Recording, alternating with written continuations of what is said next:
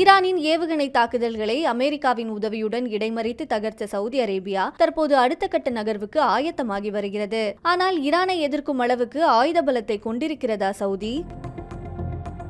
Royal Saudi ராணுவம், கடற்படை, விமானப்படை, வான் பாதுகாப்பு மற்றும் ஏவுகணை படை உள்ளிட்ட 5 கிளைப்படைகளை உள்ளடக்கி செயல்பட்டு வருகிறது சவுதி அரேபியாவின் பாதுகாப்பு படை. அனைத்து படைகளுக்கும் உச்ச தளபதியாக சவுதி அரேபியாவின் மன்னர் சல்மான் பின் அப்துல் அஜீஸ் அல் சவுத் இருக்கும் சூழலில் ராணுவம் மற்றும் பாதுகாப்பு தொடர்பான நடவடிக்கைகளில் பட்டத்து இளவரசர் முகமது பின் சல்மான் குறிப்பிடத்தக்க செல்வாக்கை கொண்டுள்ளார். சவுதியின் பாதுகாப்பு அமைச்சரும் அவரே. சவுதி ராணுவ படையில் 2,57,000 வீரர்கள் களத்தில் உள்ளனர். 800க்கும் அதிகமான டாங்கிகள் உள்ளன. சவுதியின் விமானப்படையில் 198 போர் விமானங்கள், 225 ஏவுகணைகள், 185 ஹெலிகாப்டர்கள் உள்ளிட்டவை தயார் நிலையில் உள்ளன.